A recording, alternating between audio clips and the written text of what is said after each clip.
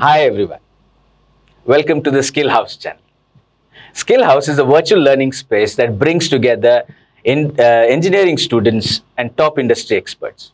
We help students acquire industry-level technical skills alongside their graduation course to create better developers for the future.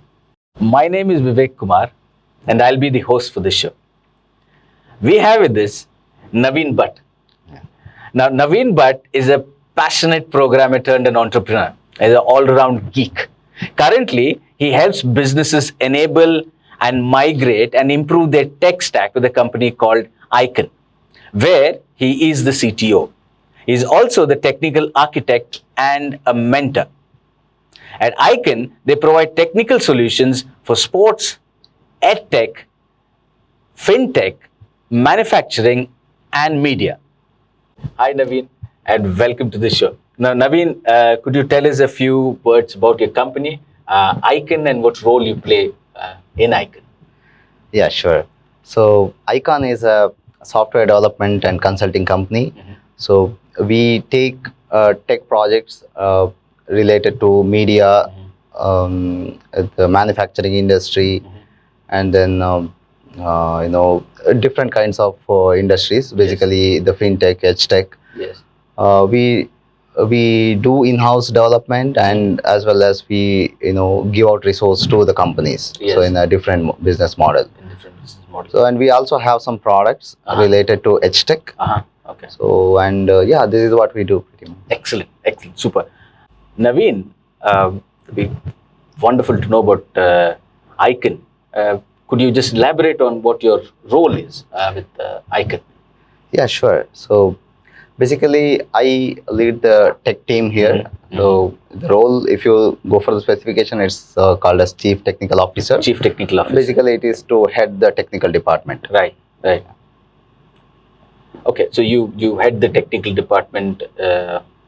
So that is to make any technical decisions any, if at all there is any blockers on anything of that sort. So I will help them to resolve that. Excellent. So excellent. So you're the main man for conflict resolution and all of that. Excellent. Right. Excellent. Okay. Now, Naveen, you must be managing a lot of resources, human resources, and other technical resources. Could you tell us that do you hire from the market?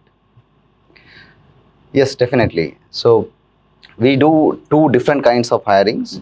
One is the lateral hire, and other one is the fresh hire. So lateral hire is where we look for experienced people. Right. We hire them because whenever we have a requirement, it is kind of an immediate requirement. Correct. We don't have the time to train them and all that. Right. But when we hire from the college, we need to basically train them, and that's kind of challenging. Right. That's true. Yeah. That's true. Now, you talked about two sorts of hires. It's a lateral hire, that is from a company to another company. He's shifting jobs. Now, the majority of our audience who are listening to this must be fresh graduates, just like you and me at one point of time. And how would you evaluate this, fresh graduates that are coming right out of college if you want to hire them? Yeah, sure. At the moment, if you ask me, so it is based on their aptitude, based on their communication, based on their academics performance. These are some different criteria that we evaluate. We also check whether they are capable of problem solving and able to write their own small algorithms and stuff like that. Okay. That's the thing. Okay. That would be the programming part of the test. Exactly. Yes. Okay. And Naveen, you told us about the hiring and a little bit of the training process. But what do you really expect from these fresh graduates? You must be expecting, you're the CTO, when you bring them into the company. What do you expect from them? So my main expectation is the moment they join, I should be able to place them in a project and make them productive. Right. Yes. But as of now, that's not happening. Yes. Because when you go for a college and hire them, we see a lot of gap in terms of what we use today and what has been taught in the college. That would be the syllabus. That's the syllabus. Right? So there is a huge gap. and due to that, we need to hire them first, and then we need to train them. So hire them and train them. Train them. That takes some time for you before you put them onto a project. Yes, definitely. And this is not a 2 months or 3 months kind of a training. Correct. It takes a lot of time, like for us at least to make them very much useful for our real projects. Yes. It would take 1.5 to 2 years. Oh, well, so that's a long if you time. just look from the training perspective, it will be like somewhere around 5 months or 6 months kind of a training. Correct. But we then put them along with some other senior developers, and they work with them and then get some idea, and that's just how like some sort of apprenticeship. So Right. they learn with the mentor. learn with the mentor. Learn with the Right. mentor. No, that's good. That's good. But our expectation is that we would like to cut down that process, and we hire directly from the college, and Yes. we And he should be in a position to work. put in the project. Yes. Maybe like 2 months, 3 months of a small training should be okay. Okay. But at least they should be productive from the third. from at least from Yeah. the second month. or Right, so. right, Yes, yeah. yes. Now, Naveen, and I know this because I've done engineering, and one of the parts that you told me, ask them to write a few small algorithms, maybe in C programming or Python or any of the 4 or 5 basic languages that are there. Can you not evaluate them based on those basic programming questions? Yeah, definitely. We can evaluate them. But with that, what we will get to know is that whether they are capable to solve a problem or not. Right. Whether they are capable to write a program or not. Right. That is what we get to know. Yes. But still, they should be learning what the language that we use and what the technology stack that we use. Correct. The tools that we use. Unless that happens, still that training process we cannot avoid. Correct. Right? That is a challenge. That is a challenge. That is correct. That is correct.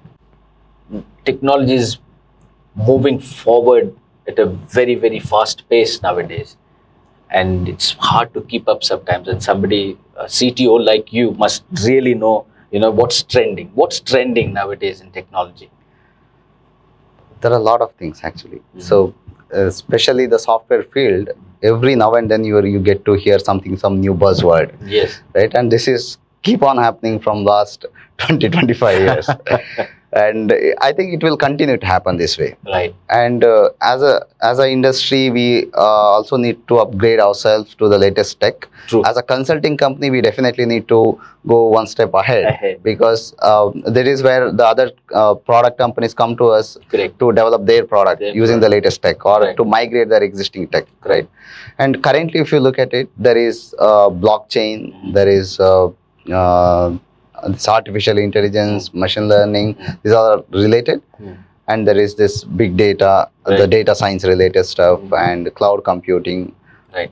Again, this virtual reality, like if you might know. Yes, virtual and augmented reality are the really big buzzwords now. Big buzzword. Within the gaming industry, it's really becoming big now. Yeah. With metaverse and all of that coming in now. Right. And that is how, there's a reason why the Facebook had to rename themselves into metaverse. Very because true. that is going to be the future, right? They have to be ahead in that space. Very true.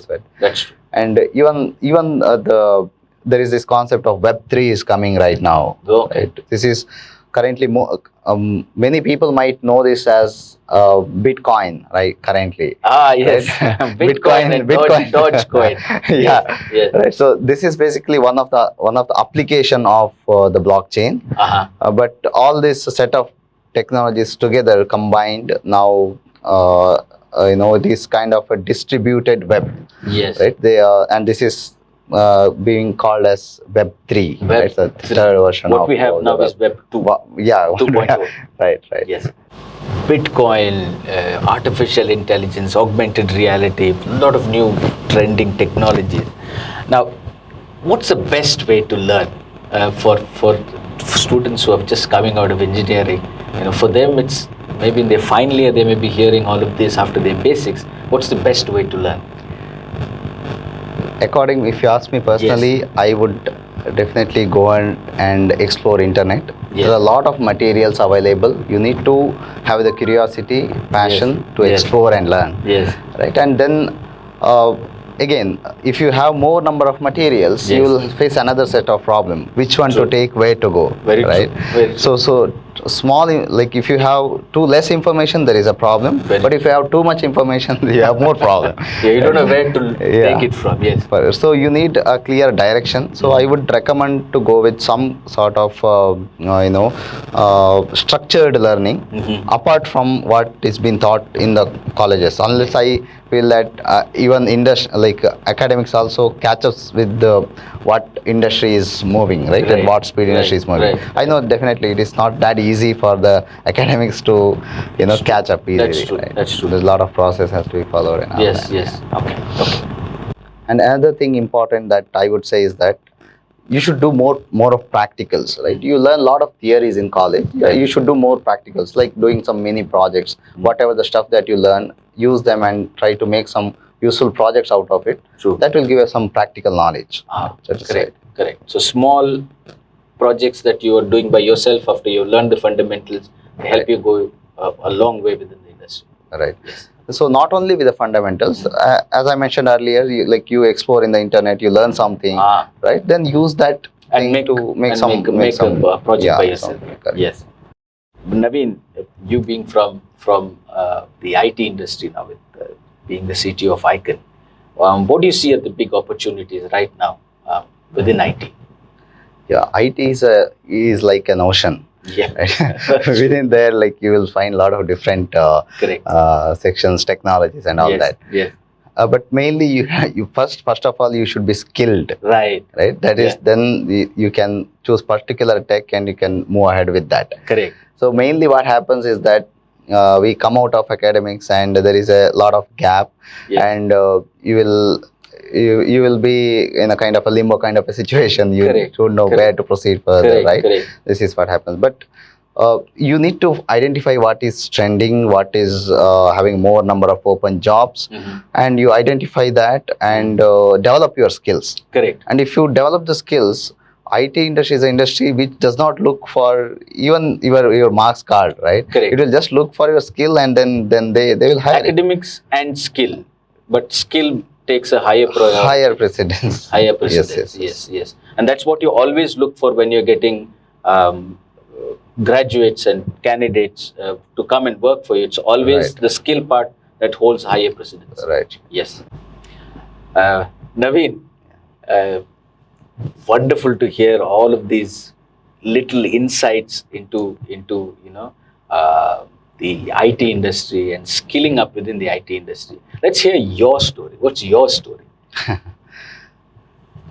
Mine is a very different kind of a journey because I did not do a proper engineering, right? I did not come from a proper engineering college. So I did a diploma after my 10th standard.